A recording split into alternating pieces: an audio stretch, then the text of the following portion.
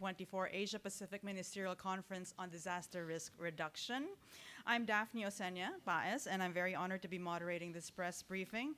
To our friends in media who are here and who are monitoring live, we thank you very much for your support and your interest, not just during this week, but the weeks leading up to this conference. Of course, your support and your work is very important to achieving the goals of this conference of giving accurate and reliable information to Asia Pacific and the rest of the world. So thank you so much. Allow me to introduce our distinguished speakers today. We have His Excellency Kamal Kishore, Special Representative of the UN Secretary General for Disaster Risk Reduction and the head of the UNDRR.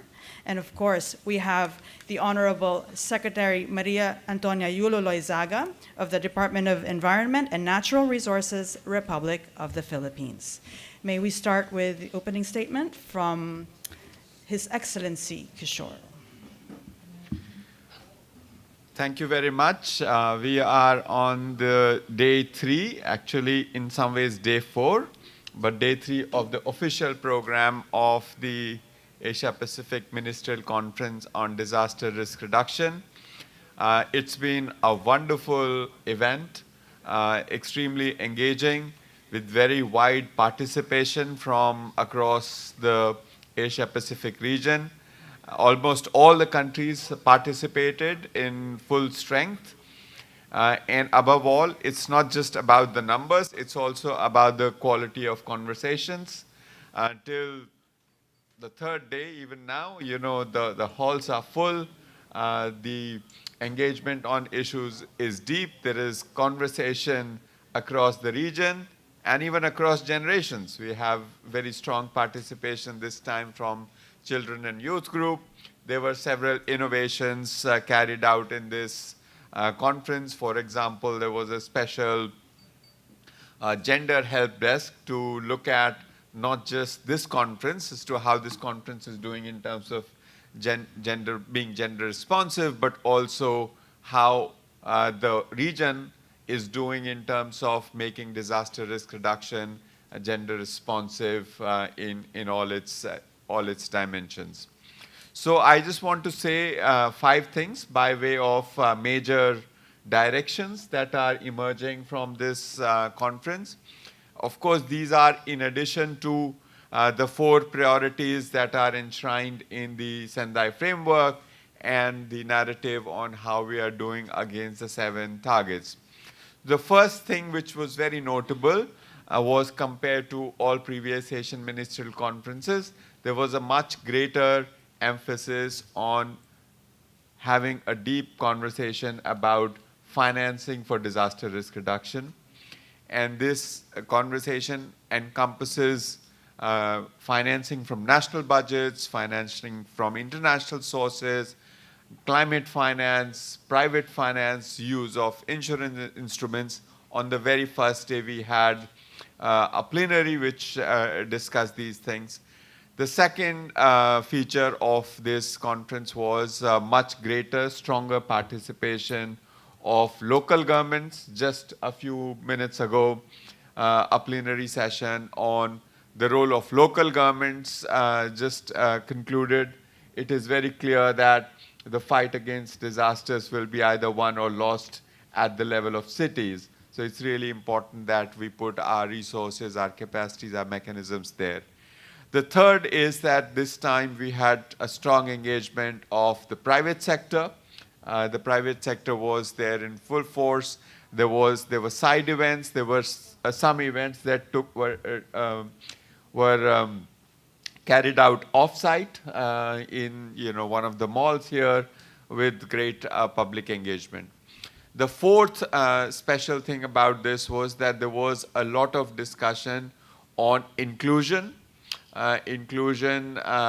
along gender, but also persons with disability, indigenous people, other marginalized groups. So there was a lot of focus on that and how do we increase, how do we make sure that disaster risk reduction efforts are inclusive. And fifth and final was very concrete discussions on how do we converge between disaster risk reduction and climate change adaptation. So these were five streams that seem to be emerging from this on the day 3 of the conference. But I have to say that all of this was very nicely prefaced by the Honorable President's address on day 1 that really set the stage and that really encouraged us to raise the ambition and think about disaster risk reduction in newer, bolder ways. That really sort of, framed how the whole event has panned out, and I'm very enthusiastic about what emerges when we release the co-chair's summary later today, and more importantly, even more importantly, how strongly we follow up on the outcomes of this conference. Thank you very much. Thank you, Excellency Kishore. Now we will hear from Secretary Loyzaga. Thank you very much, Daphne, and thank you to His Excellency Kamal Kishore. I think for the Philippines, this has been an extremely gratifying experience and such an honor to be able to host such a broad range as well as a deep range of knowledge and experience in terms of disaster risk reduction. We are certainly no stranger to disasters, but we also realize that not all hazards need become a disaster. And certainly this conversation, as well as the many that have taken place in the sessions and the plenaries, have all been testament to that. I think perhaps just to add to what His Excellency has said, this issue of financing will not go away. We need to address this head on. And for us in the developing countries in the Asia Pacific, I think it's extremely important to look at the profile of our development financing that we have available and to see that these, in fact, are risk sensitive and are locally driven in terms of the way they have been engineered and structured. With that, we can also have a higher chance of addressing the specific risks that are faced, not just by the country as a whole when you're able to generalize that risk, but as His Excellency has said, this fight will be won at the local level, at the level of our cities, certainly because of their high populations and exposure, but also at the level of our communities that are most exposed to the physical challenges of their geographies. And so we do need to work towards the convergence of our work in our international commitments and have that cascade and be reflected as well in our development planning. And I just want to reiterate our position here in terms of the way we are viewing the work of the disaster risk reduction departments. Climate risk reduction, our development financing, our work on SDGs, our work on biodiversity, our work on resilient infrastructure, all of these are interconnected. So there are 3 things or 4 words that I'd like to share as to sum up the tasks that we have ahead. Is the interconnectedness of all of our issues. Secondly, the need for coherence, whether that be national to local, but across departments, globally to national as well, and certainly among the different sectors. The third word would be convergence. There is no room to work in silos. And lastly, I think at this point, we do need to identify, and through this particular conference and the work beyond, the potential synergies that we need to actually take advantage of in the surge towards 2030. Thank you. Thank you, Secretary Loyzaga. We will be entertaining questions. We have some here. For Excellency Kishore, something about global commitment in light of the discussions held here. What steps will the UNDRR take to ensure that commitments to disaster risk reduction are turned into actionable policies at the national and local levels? I would say there are 2 parts to that. Number 1 is that, this year, this is the first of the several regional platforms we will have.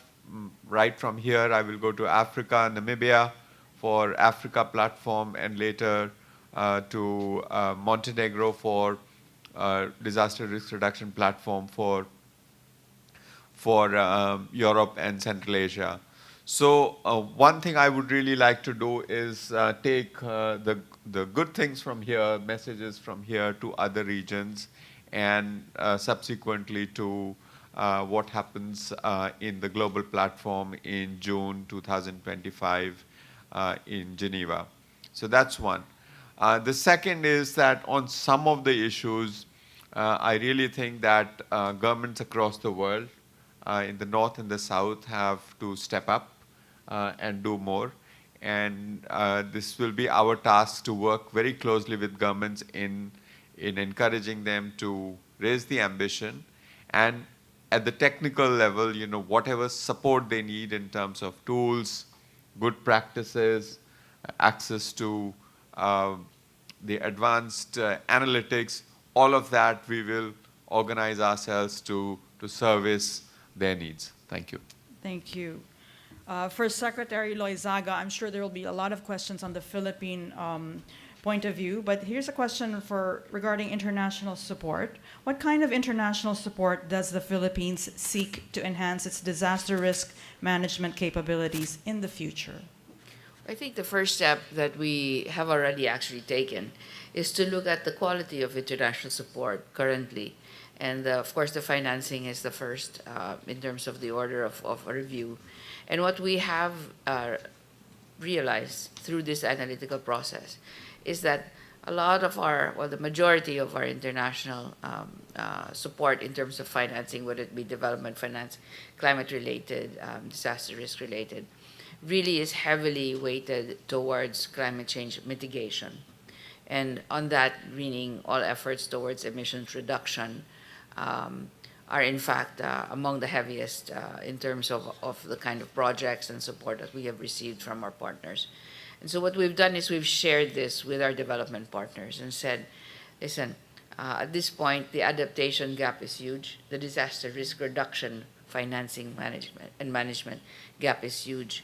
Is there a way for us to find some better coherence between the interests, of course, of our partners and our own in terms of the priorities that have been set forth by the President, by the Philippine Development Plan, and of course by the different mandates that the departments carry. And that's an ongoing conversation. Science and technology and innovation, certainly there is no doubt that we can benefit from greater knowledge exchange, greater technical assistance. There is a need for us to also refine and develop our skills in terms of preparing projects so that they, in fact, are impactful. At the same time, they will receive the kind of strategic support we have from international partners. So there are a whole slew of hopes for our international exchanges. We are currently speaking with a good number of bilateral, having a good number of bilateral conversations, but the multilateral development partners, I think, are the most crucial. There is a need to really take a look at the financial architecture that is available and supportive of disaster risk reduction, and to see whether there are needed changes that have to be made in that as well. Thank you, Secretary Loyzaga. And His Excellency Kishore, taking off from what the Secretary said about adaptation gap is huge. Given the increasing frequency of climate-related disasters, how does the UNDRR plan to integrate climate change adaptation into disaster risk reduction efforts? I would say it has to be both ways, not just integrating climate change concerns in disaster risk reduction, but also bringing in time-tested disaster risk reduction practices as an integral element of climate change adaptation. I think there are three dimensions to it. The first is that at the national and subnational level, some of the planning that is done for climate change adaptation in terms of national adaptation plans or state level adaptation plans, and planning that is done for disaster risk reduction, national disaster risk management plans, state level disaster risk management plans. For a long time they have been done in a silo without recognizing that 90% of disasters are related to weather and climate. So we would like to foster at the level of planning much greater dialogue between departments or ministries of environment and organizations that are dealing with disaster risk management and have integrated planning at the national and subnational level. And in that context, I would really say that Philippines is a guiding light. The way this conference itself has been organized is across these two different dimensions. It's not just the disaster risk management people running it or environment people. It's really an integrated imagination. So this is something we would like to take to other countries as well. And the second way of doing it is that some of the tools and some of the data and analytics that we use in disaster risk management has strong application on the climate side. For example, the data that is being collected to track progress against the Sendai framework has relevance for disaster risk management, for adaptation as well. So I think integration at the level of data collection and analytics. And the third is financing. I think financing cannot be siloed. We have to achieve some sort of integration down to the local level. At the level of a household, there are no ministries. You know, there is no Ministry of Finance, there is no Ministry of Environment or Disaster Risk Management. There is just one life. So we have to bring it all together at that level. Thank you, Excellency Kishore. Secretary Loyzaga, His Excellency has said many times throughout the week that the Philippines is like a lighthouse or a guiding light, and he just said it again. As the host nation, what are the next steps the Philippines will take to maintain the momentum generated by this conference, and how will you engage both local and international stakeholders moving forward?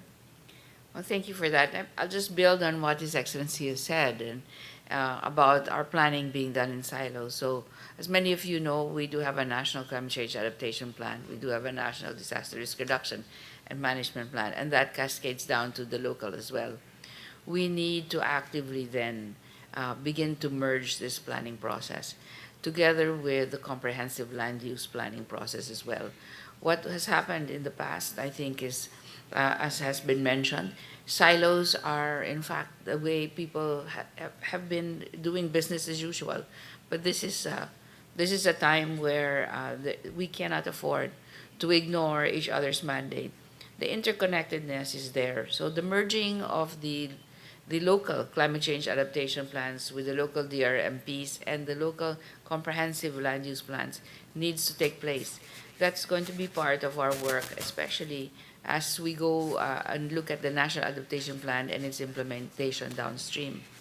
I think secondly, we work interdepartmentally, and I am very grateful for the recognition that has been given by His Excellency on our efforts so far in working on what he called an integrated imagination of the work that needs to be done. This has not been without its challenges, and I think that there is more work that we need to do with the Department of Interior and Local Government, with the Department of Public Works and Highways, with the Department of Health, and certainly with our colleagues at the Office of Civil Defense in terms of integrating the planning and decision-making at the level of interdepartment senior level decision-making.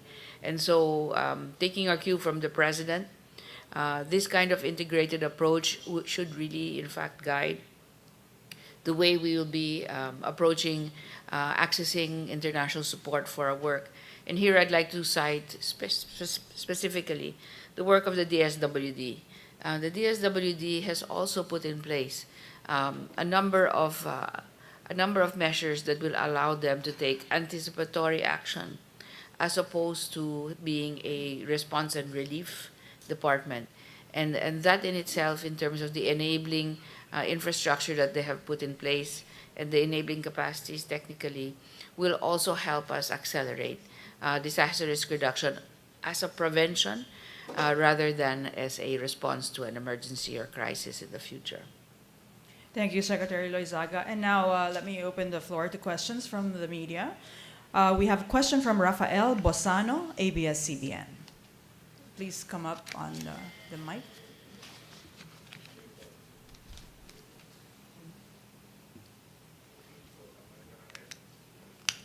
Hi, good morning, Secretary Loyzaga and Honorable Kamal. This is for Secretary Loyzaga. A lot of points, as you have just pointed out, have been discussed throughout this week-long conference. And in an ideal world, we would want everything to happen all at once, but we know that this is easier said than done. So is there anything that the President or you as the Secretary of Environment would want local governments and other lawmakers to prioritize so that we would be steered in the right direction towards DRR? Thank you. Thanks for that question. The first thing that local governments will really need to do is to undertake a serious climate and disaster risk assessment, to embrace a comprehensive risk management approach, which also is part of the work that is being done globally at this point. Comprehensive risk management really will require not just the natural hazards that they will be exposed to, but also the different social, cultural, and physical challenges that they face in terms of their own exposure and vulnerability. Serious work needs to be put into climate and disaster risk assessments at the local level. That will then be the basis for all the planning that they will need moving forward. The next would be to really craft a strategy to engage stakeholders that will be critical to implementing what would be the recommendations out of that assessment. And those strategies will enable them to either succeed or not succeed.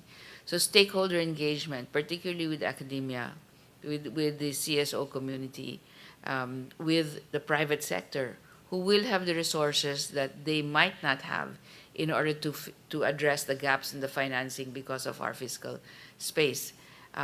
Those would be the critical steps that would be needed. And the President has already taken recognition of these, I should say. Yes. For the Honorable Kamal, sir.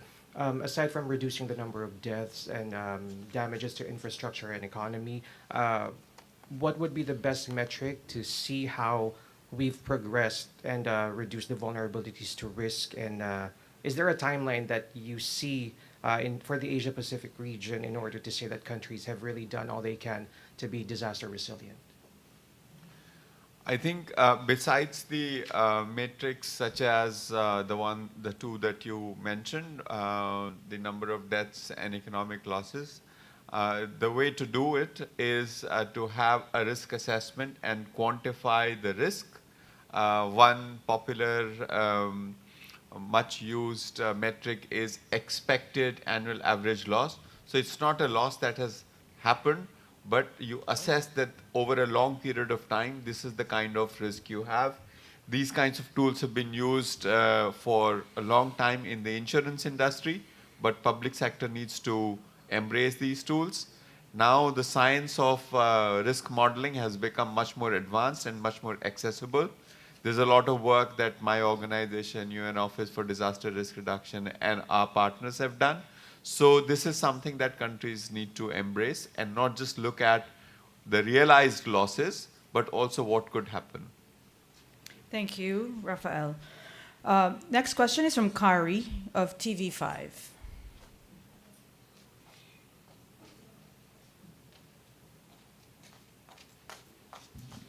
Good morning. For the DENR Secretary Loyzaga, I'd just like to ask, you've been mentioning about the priorities that the Philippines will be taking following the conference, but can we expect some kind of ramping up in measures to mitigate the impact of the typhoon, especially now that we're keeping an eye on La Nina? Will there be any specific changes in response efforts that we will be seeing or implementing right away? Thank you. Thank you for that. I think what has already been put in place is certainly a very heightened level of awareness at the DOST and PAGASA.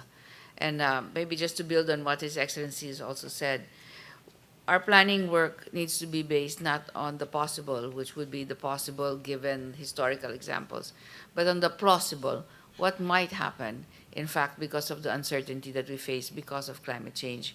So DOST would be the main source of the hard information for us to move forward. Again, I'd like to highlight the work of the SWD. Their shift to anticipatory action, I think, would be the most critical in terms of disaster prevention. Typically, in the response and in the disaster risk reduction management pillars, the SWD is head of response. But right now, strategically, they are positioning themselves to anticipate and take early action. I think also the recovery pillar, which is headed by NEDA, and NEDA is supremely conscious at this point of what investments might be needed in order for us, for example, to be sectorally quite climate risk uh, averse, no? And so they're looking very closely at the water sector, okay? And then, of course, DPWH, because of the reconstruction and recovery, right now we're already taking steps to integrate flood management, water supply, no, and irrigation, for example. So the shift towards multi-purpose investments in resilient infrastructure, specifically in the different sectors, I think are what will make us better prepared for the impacts of La Nina. Great, thank you. Thank you, Kari. Next, we have G. Geronimo of Rappler. Good morning, Secretary. For the Philippines, what did the Philippines highlight in its ministerial statement? And then, how will the discussions from the last 4 days inform our negotiations for the upcoming COP29? Okay, so the ministerial statement really spoke to our disaster risk reduction and management plans and what we've already done in terms of the accomplishments organizationally, capacity building wise, no? And what the future directions are for the integrated work that we are wanting to do together. So in terms of COP29, as you know, that will be the climate change negotiations rather than the disaster risk reduction and management discussions. Right now, we have worked very closely with the different departments, specifically the Department of Agriculture, for example, in terms of wanting to assure that our food systems are climate risk prepared. No? We've also worked very closely with the DPWH, as I said earlier, in terms of trying to move towards a resilient infrastructure program. The DOH is well on board in terms of their climate and waterborne related disease prevention. And so what is interesting, I think, in terms of our delegation for COP29 is it does cover all the different sectors that will need to be involved in order for us to achieve both the mitigation and adaptation goals. For the DOE, for example, I just want to share that DOE, of course, has a clean energy scenario. They're mostly their discussions are mostly on the mitigation side in terms of the shift towards clean energy. However, there is an integrated approach as well to management of water in terms of the potential for hydropower. So all of these integratedness and interconnectedness are now reflected in our negotiating panels for COP29 especially. And also for the UNDRR. Based on the discussions from the last 4 days, which areas should the Asia-Pacific region now focus on its resources and its efforts on the next years as we approach 2030? I think the region is highly varied, so it's very difficult to say for the region as a whole, but I highlighted earlier in my opening statement 5 themes that are emerging.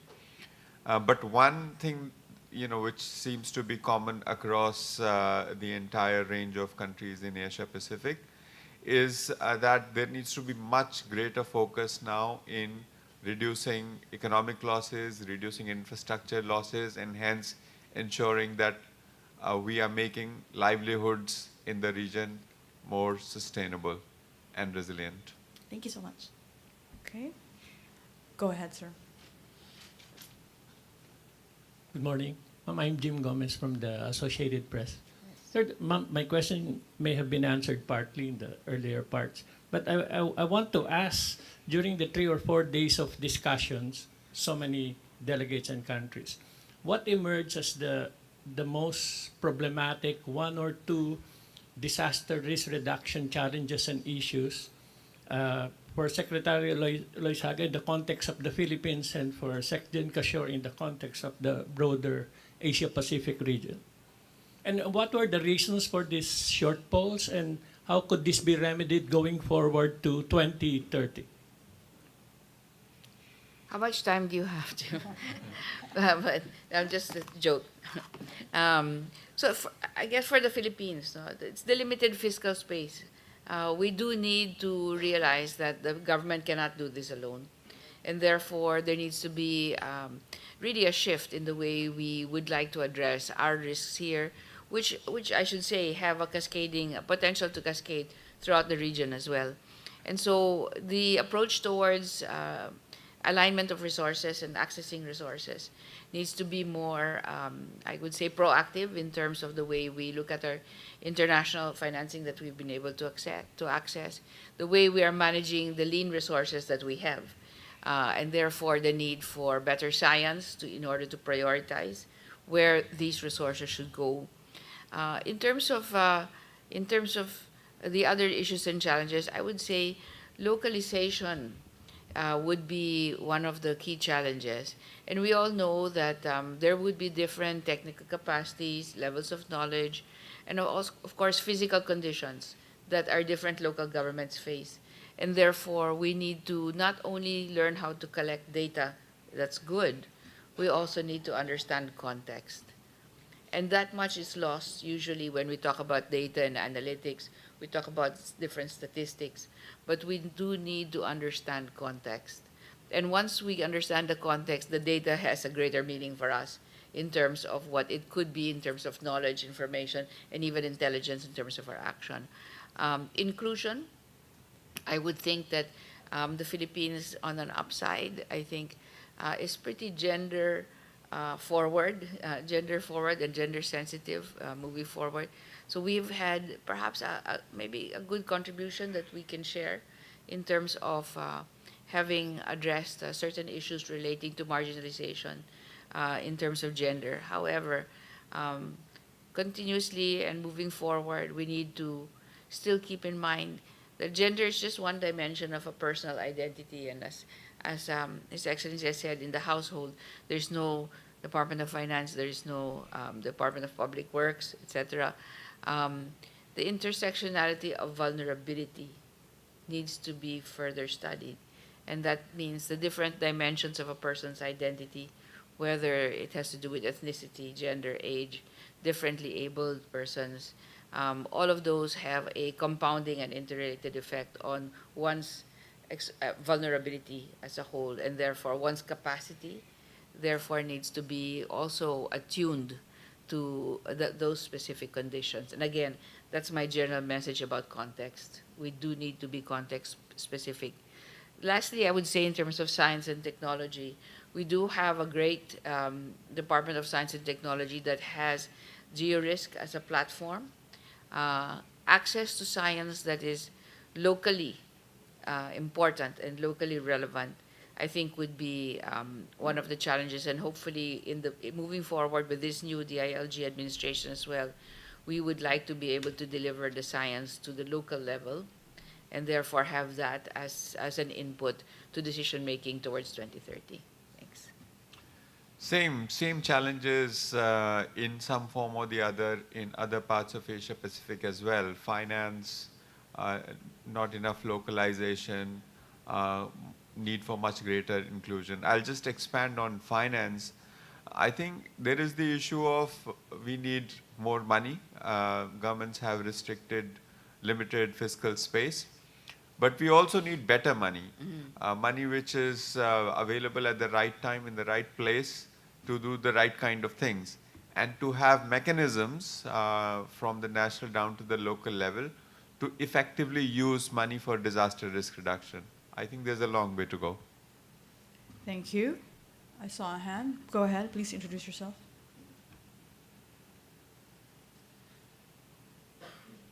Good morning, Belia Carriazo from the Philippine Star. Ma'am and sir, yesterday, Senator Ligarda mentioned that women are the hardest hit of disasters, comprising 70% of world's population. Can you comment on this? And during the session yesterday on local resilience, participants were asked on the biggest challenge for local governments in Asia and Pacific region in building capacity for disaster risk reduction and climate adaptation. And at least 49% said that lack of financial resources is the biggest challenge. Can you comment on this? And what are the efforts being done to address this lack of resources, especially with in the Philippine setting and in countries with no enough resources? Thank you. Would you like to start? Yeah. So on the first point on women are disproportionately affected up to 70% in some cases in terms of mortality as well as number of people affected are women. I would sort of add to that it's not just that women are disproportionately affected, it's also that their agency is not fully utilized. They also have unique capacities. I think if women were involved in, for example, designing the last mile of early warning system, dissemination system, we will be able to ensure that the way the warning is framed, the way it is disseminated, it meets everyone's needs. So it's not just a unidimensional story of vulnerability of women. It is also a story of capacity of women, which is not adequately utilized. So I would really encourage ourselves to think about it in totality and not just pigeonhole women into a box of vulnerability.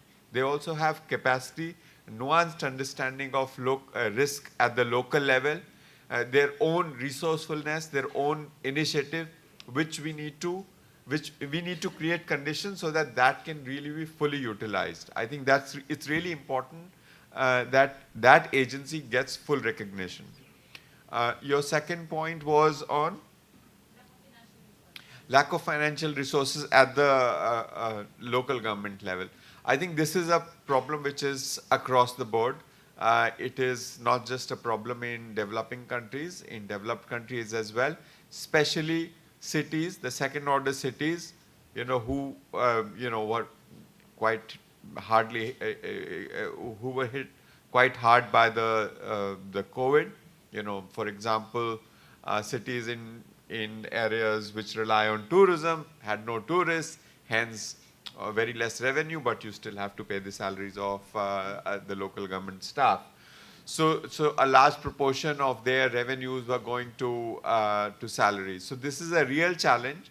Of course, one is that we have to identify more innovative ways of generating finance at the local level itself. And the second is much greater devolution. Okay, thank you. Question from Beatrice Beniza of Bombo Radio.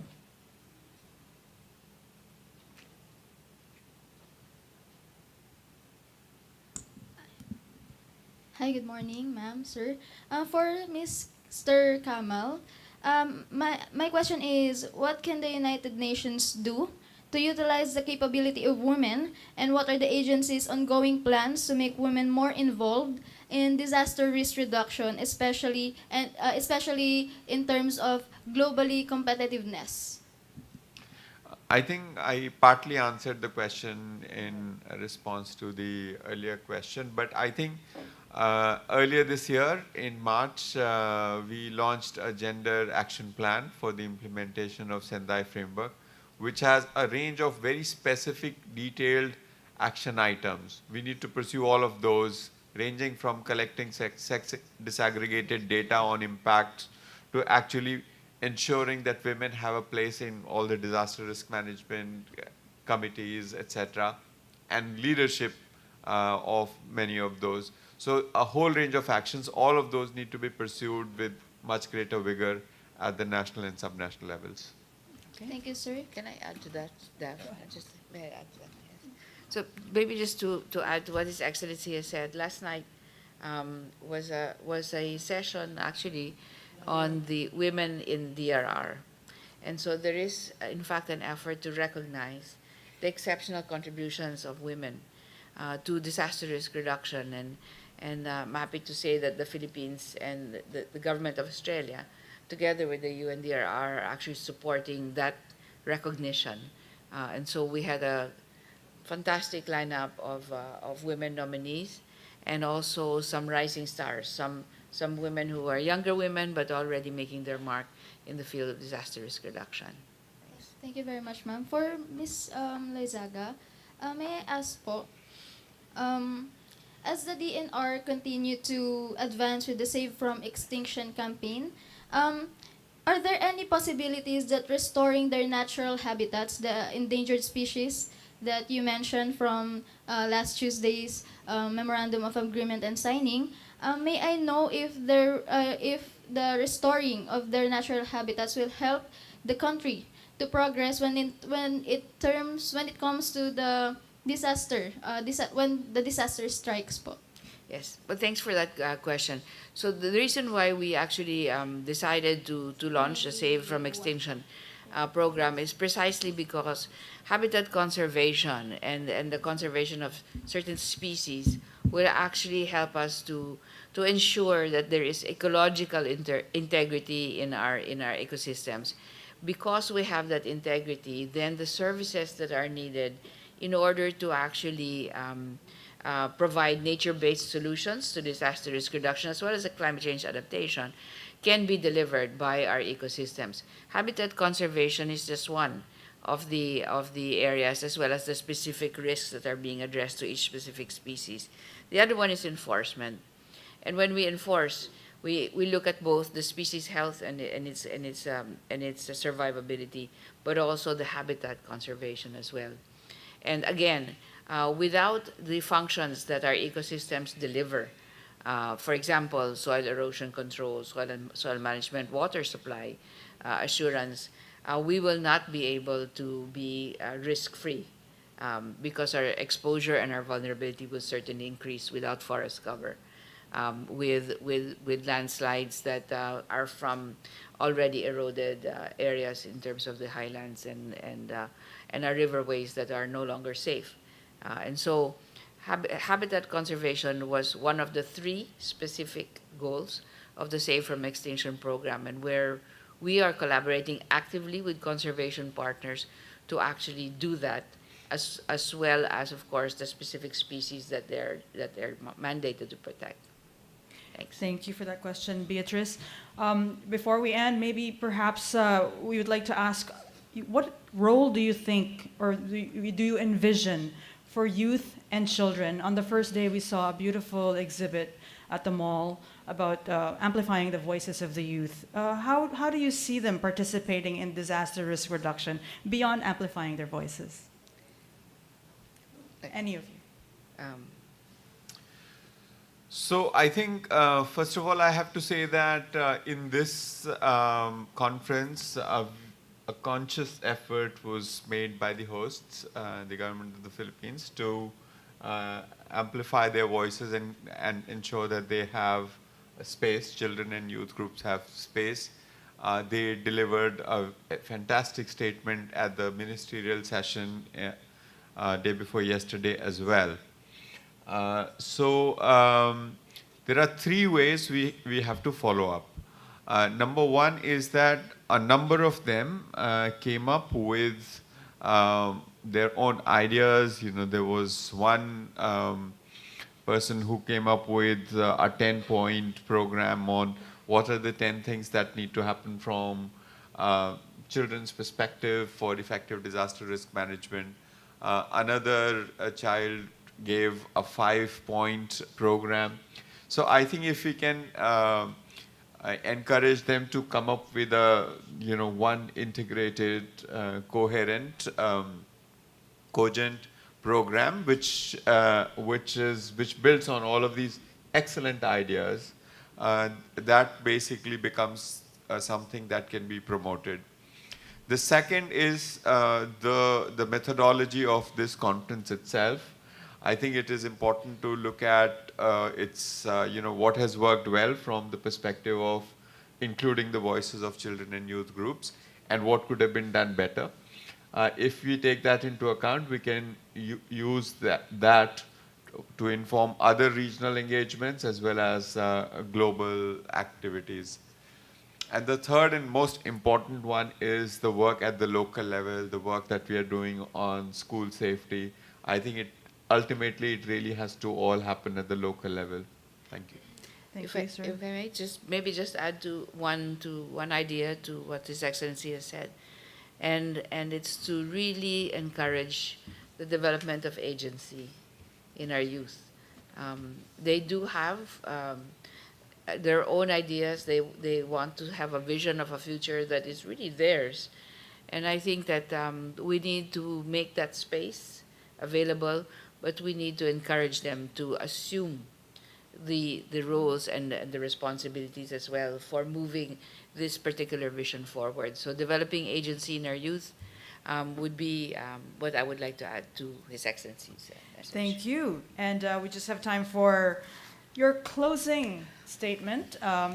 Any message to the media and to the people watching?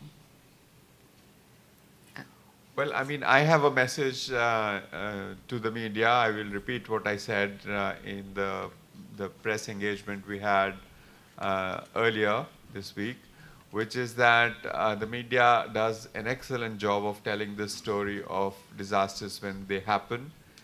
They play an important role in highlighting the gaps in a response, to a disaster. And that sometimes puts pressure on the instruments of state to do more to service the needs of those affected. But I expect more from media to talk about stories of disaster risk and what needs to do to reduce that disaster risk, make the unseen seen. Thank you. I echo His Excellency's words 100%. No one covers the hard work that goes into prevention. And this is what we need to move forward in our surge to 2030. Prevention is the most important task in preventing a hazard from becoming a disaster. So making those stories of the unseen seen will actually help spread the word about how this is where the real job lies for all of us. Thank you. Thank you very much, His Excellency Kamal Kishore and Secretary Maria Antonia Yulo Loyzaga. Thank you for this press briefing. And thank you to our friends in media. This concludes our briefing this morning. Thank you.